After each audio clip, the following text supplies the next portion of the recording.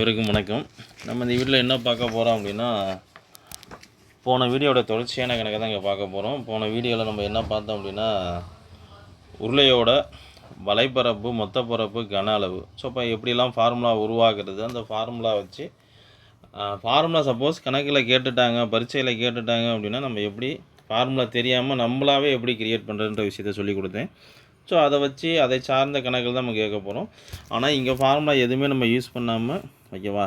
So 11ஓட ரூலும் 7ஓட ரூலையும் வச்சு நம்ம கணக்கு போட போகிறோம். புரியுங்களா? ரைட். ஸோ அப்போ 11க்கு என்ன ரூலு, 7க்கு என்ன ரூலு, ஸோ இதான் ஏன் 11ஐயும் 7ம் நம்ம ரூலை யூஸ் பண்ணணுன்ற விஷயத்த சொல்கிறேன். ரைட்டு. ஸோ இப்போ உருளை, நம்ம இங்கே பாருங்களேன், உருளை, அடுத்து பார்த்திங்கன்னா கூம்பு, அடுத்தது கோலம். இது எல்லா டைமென்ஷனுக்கும் என்ன வரும் அப்படின்னா பை வரும். ஓகேங்களா? ரைட். எல்லா டைமென்ஷனுக்கு என்ன வரும்? பை. ஸோ பையோட மதிப்பு நமக்கு தெரியும் 22/7. ஸோ இந்த 22/7 எப்படி எழுதலாம் அப்படின்னா 11x2/7. ஸோ அதனால் நல்லா நான் வச்சுங்க, உருளை, கூம்பு, கோலம். ஸோ இந்த 3 உருவம் சம்மந்தமாக, 3 டைமென்ஷன் சம்மந்தமாக, ஓகேவா, கொஸ்டின் கேட்டால் வலைப்பரப்பு, மொத்த பரப்பு, கன அளவு எது கேட்டாலும் நீங்கள் என்ன வாய்ப்பாடை யூஸ் பண்ணி அதை ஆன்சரை கண்டுபிடிக்கிறோம் அப்படின்னா 11வது வாய்ப்பாடை யூஸ் பண்ணி டக்குன்னு கண்டுபிடிச்சிடலாம். ரைட். 11க்கு நம்ம ரூல் நமக்கு தெரியும். நம்ம ஏற்கனவே நம்ம ரூல்ஸ் நம்ம யூஸ் பண்ணியிருக்கோம். ஓகேங்களா? ஏற்கனவே நம்ம என்ன பண்ணியிருக்கோம் அப்படின்னா 11க்கான ரூலோடைய வீடியோ நான் போட்டிருக்கோம். ஸோ அதை பார்த்தா புரியும். இல்லை 11க்கு என்ன ரூல் அப்படின்னா ஜம்பிங். அதாவது என்ன சார் ஜம்பிங் அப்படின்னா ஒன்றும் கிடையாது, வெரி சிம்பிள். இப்போ இங்கே பாருங்களேன், 2992. ரைட்டு. ஸோ இது 14ஆல் வகுப்படுமா அப்படின்னு கேட்பாங்க. ஸோ அப்போ 11க்கு என்ன அப்படின்னா ஜம்பிங். ஸோ ஜம்பிங், ஒரு நம்பரை விட்டு ஒரு நம்பர் என்ன பண்ணணும் அப்படின்னா ஜம்ப் பண்ணணும்.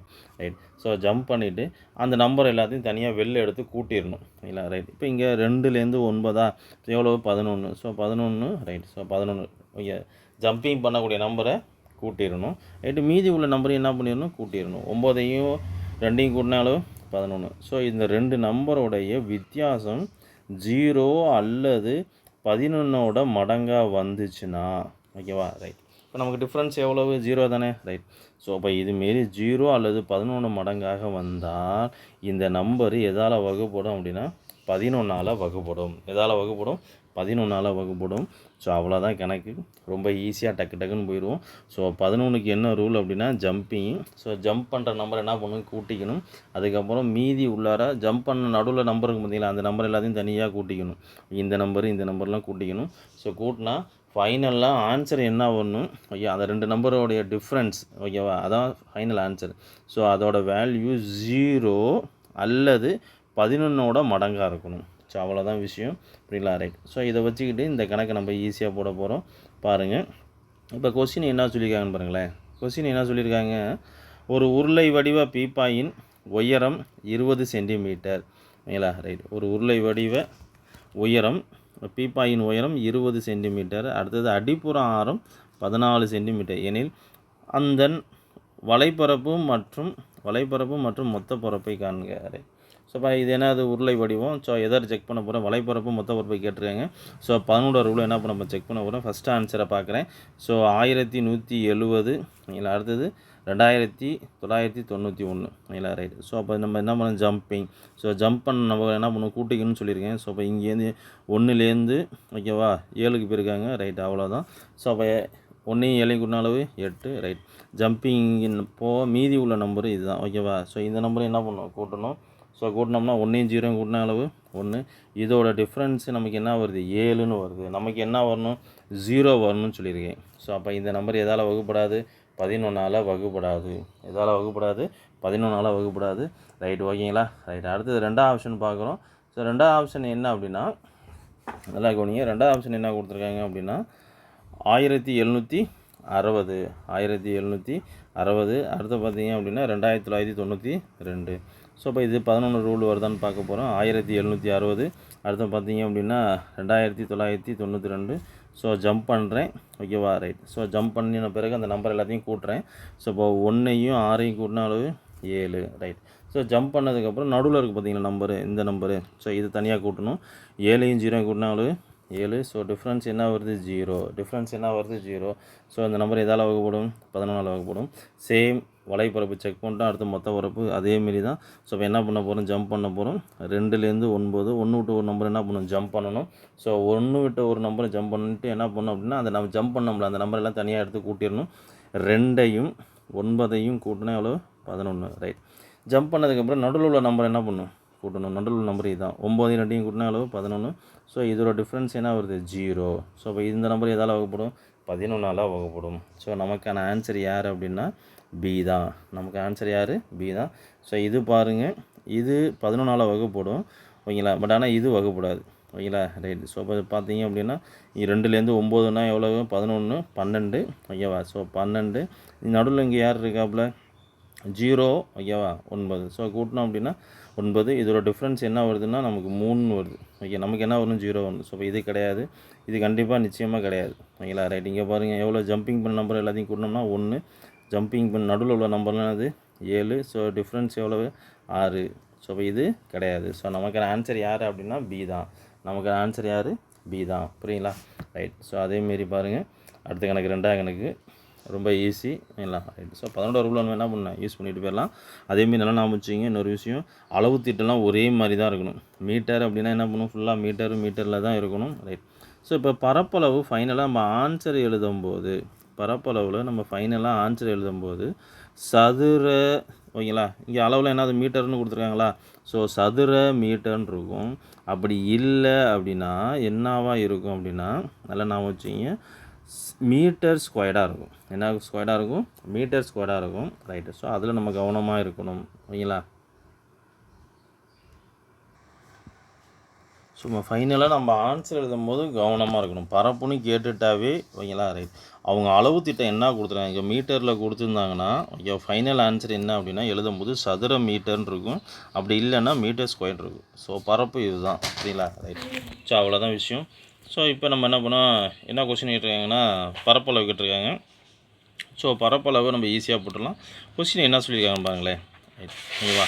ஸோ இப்போ இது நல்லா ஞாபகம் வச்சுங்க. கொஸ்டின் என்ன கொடுத்துருக்காங்கன்ற விஷயத்தை பாருங்கள். நீளம் 3 மீட்டர் மற்றும் விட்டம் 2.8 மீட்டர் உடைய சமன்படுத்தும் உருளையை கொண்டு ஒரு தோட்டம் ஒரு தோட்டம் சமன்படுத்தப்படுகிறது. 8 சுற்றுகளில் எவ்வளவு பரப்புகளை சமன்படுத்த முடியும். ஸோ பரப்பு தான் கேட்டிருக்காங்க. ஸோ அப்போ நம்ம பரப்பு அப்படின்னா ஃபஸ்ட்டு நான் சொல்லியிருக்கேன் ஓகே, வலைப்பரப்பு, மொத்த பரப்பு, கன அளவு எது கேட்டாலும் சரி 11 ரூல் அப்ளை பண்ணுங்கள் ஓகேங்களா. ரைட். ஸோ 11 ரூல் இங்கே அப்ளை பண்ணுவோம். பரப்பு அப்படின்னா நல்லா நான் வச்சுங்க. ஸோ இதை வச்சு இந்த கொஸ்டின் இப்போ கேட்டுட்டான் ஓகேவா. டிஎன்பிஎஸ்சியில் இது கேட்ட கொஸ்டின் ஓகேங்களா. ஸோ இப்போ இதில் என்ன அப்படின்னா இந்த லாஸ்ட்டில் ஓகே ட்ரிக்ஸை வச்சு விட்டான். மீட்டர் ஸ்கொயர்டு, மீட்டர் கியூபு ஓகேவா, மீட்டர் ஸ்கொயர்டு அப்படின்ற விஷயத்தை செக் பண்ணிட்டான். ஸோ அப்போ நான் சொல்லியிருக்கேன் பரப்பு அப்படின்னாவே என்ன சொல்லியிருக்கேன் அப்படின்னா சதுர மீட்டர்னு வரும். அதை இங்கே எல்லாமே மீட்டர்னு கொடுத்துருக்காதால நான் என்ன பண்ண போகிறேன், மீட்டரில் தான் சொல்ல போகிறேன். ஸோ சதுர மீட்டர்னு வரும். அப்படி இல்லை அப்படின்னா என்ன அர்த்தம், மீட்டர் ஸ்கொயர்னு வரும். ஸோ அப்போ இங்கே பாருங்கள் இது மீட்டர் கியூப்னு வந்துருக்கு. ஸோ இப்போ இது கிடையாது. இங்கே பாருங்கள் இது சதுர மீட்டர்னு சொல்லலை, வெறும் மீட்டர் தான் சொல்லியிருக்கான். ஸோ இதுவும் கிடையாது. ஸோ மீட்டர் ஸ்கொயர் இது ரெண்டும் தான். ஸோ இது ரெண்டுத்தில் 11 ரூலை செக் பண்ண போகிறேன். இப்போ பாருங்கள் 211.2 ஓகேங்களா. ரைட். ஸோ ஜம்பிங் தான் பண்ண போகிறேன். ஸோ இப்போ இங்கே பாருங்கள் ஜம்பிங் பண்ணுறேன். ஸோ ஜம்பிங் பண்ணால் மொத்த நம்பர் எவ்வளோ, 2 1 3. ரைட்டு. ஜம்பிங் பண்ணதுக்கப்புறம் நடுவில் உள்ள நம்பர் எதாவது கூட்டணும்னு சொல்லியிருக்கேன். 2 1 எவ்வளவு, 3. ஸோ டிஃப்ரென்ஸ் என்ன வந்திருக்கு, 0. ஸோ நமக்கு என்ன வரணும், 0 தான்.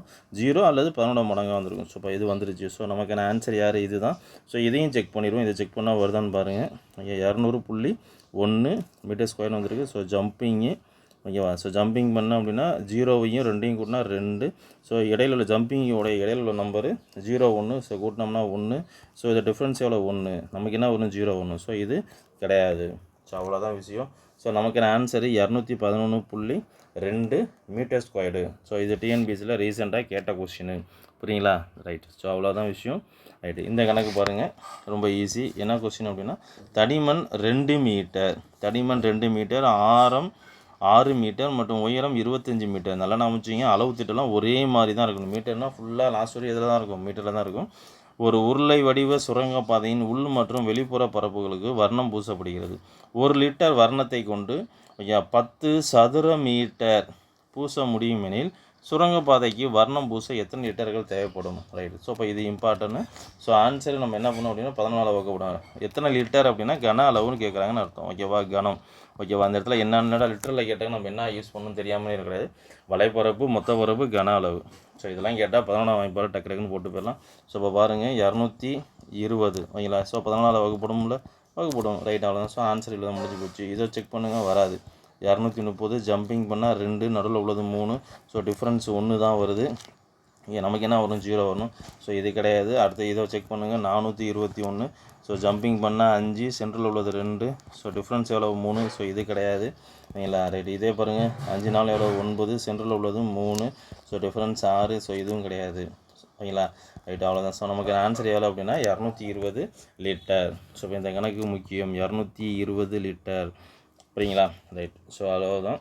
இதே மாதிரி அடுத்த கணக்கு இங்கே பாருங்கள், ரொம்ப ஈஸி. என்ன சொல்லியிருக்காங்கன்ற விஷயத்த பாருங்கள். என்ன அப்படின்னா ஃபஸ்ட்டு இதில் என்ன சொல்லியிருக்காங்க, இங்கே என்ன கொஸ்டின் சொல்லியிருக்காங்கன்னா 4 சென்டிமீட்டர் உயரம் உள்ள ஒரு திண்ம உருளையின் விட்டம் 1.4 சென்டிமீட்டர் ஆகும். உருளையினுள் அதே ஆரமுள்ள கூம்பு வடிவ குழிவு உருளையின் உயரத்திற்கு ஏற்படுத்தப்படுகிறது எனில் மீதமுள்ள திண்மத்தின் மொத்த புறப்பரப்பை காண்க. புறப்பரப்பு தான் கண்டு. ஸோ அளவு திட்டலாம் ஒரே மாதிரி தான் இருக்குது. மீட்டர் சென்டிமீட்டர் ஸ்கொயர் சென்டிமீட்டரில் தான் இருக்குது. இங்கேயும் சென்டிமீட்டர் தான் இருக்குது. ஸோ இதில் யார் 14 வகுப்பு போடுறாங்களோ அவங்க தான் ஆன்சரு. அளவு திட்டத்தை பார்க்குறீங்க. அளவு ஓகேங்களா? அளவு திட்டம் பாருங்கள், எல்லாமே சதுர சென்டிமீட்டர். ஸோ பிரச்சனை இல்லை. ஸோ பரப்பு அப்படின்னா என்ன அர்த்தம் அப்படின்னா சதுரன்ற வார்த்தை யூஸ் பண்ணியிருக்கோம். சதுர சென்டிமீட்டர் ஸ்கொயர்டு யூஸ் பண்ணியிருக்கக்கூடாது, சதுர சென்டிமீட்டர். ஸோ அப்போ அவ்வளோதான். ஸோ நம்பர்ஸ் வச்சு நம்ம யாருன்னு செக் பண்ண போகிறோம். ஃபஸ்ட்டு வந்து 17.6. ஸோ ஜம்பிங் பண்ணும்போது என்ன வருது நமக்கு? இங்கே 6 1 7, சென்ட்ரலில் உள்ள 7. ஸோ ஆன்சர் என்ன வந்துருச்சு? 0ன்னு வந்துருச்சு. ஸோ நமக்கான ஆன்சரு ஃபஸ்ட்லேயே வந்துருச்சு. ஓகேவா? ரைட். ஸோ அப்போ 17.6 ஓகேவா? ரைட். சதுர சென்டிமீட்டர். இதை செக் பண்ண பாருங்கள். ஓகேங்களா? இது ரெண்டையும் கூட்டணும் அப்படின்னா ஜம்பிங் பண்ணோம் அப்படின்னா நமக்கு என்ன வரும் அப்படின்னா இது நமக்கு ஆன்சரு. இது ஜம்ப் பண்ணால் எவ்வளோ வருது? 4, சென்ட்ரல் உள்ளது 7. ஸோ டிஃப்ரென்ஸ் எவ்வளோ? 3 வருது. நமக்கு என்ன வரும்? 0ன்னு வரும். அதேமாதிரி இது ஜம்ப் பண்ணுங்கள், எவ்வளவு? 7ன்னு வருது. சென்ட்ரலில் உள்ளது 2. ஸோ டிஃப்ரென்ஸு என்ன ஆகுதுன்னா 5ன்னு வருது. ஸோ இது கிடையாது. ரைட். அதேமாரி இதை பாருங்கள், ஜம்பிங் பண்ணால் 4, சென்ட்ரல் உள்ளது 1. ஸோ டிஃப்ரென்ஸ் எவ்வளோ? 3ன்னு வருது. ஸோ இதுவும் கிடையாது. ஸோ நமக்கான ஆன்சர் யார் அப்படின்னா இதுதான், 17.6 சதுர மீட்டர். ஸோ இதுவும் கேட்ட கொஷினு. ஸோ 220 லிட்டர் நமக்கு பெயிண்ட்டு தேவைப்படுது. ஓகேவா? சுரங்கப்பாதைக்கு நல்லா நம்ம வச்சுங்க. சுரங்கப்பாதைக்கு பெயிண்ட் அடிக்கிறது எவ்வளோ அப்படின்னா 220 லிட்டரு. இதுக்கு பாருங்கள். ஓகேவா? இதுக்கு ஆன்சரு 17.6 சதுர மீட்டர். ஸோ அவ்வளோதான் விஷயம். புரியுதுங்களா? ரைட். இது அதே மாதிரி ஒரு ரொம்ப ஈஸியான கணக்கு தான் இதெல்லாம். புரியுங்களா? ரைட். ஸோ இதோட தொடர்ச்சியான வீடியோ அடுத்த இதில் பார்ப்போம். ஓகேங்களா? ரைட். பிடிச்சிருந்தால் சப்ஸ்கிரைப் பண்ணுங்கள், ஷேர் பண்ணுங்கள், கமெண்ட் பண்ணுங்கள். தேங்க்யூ.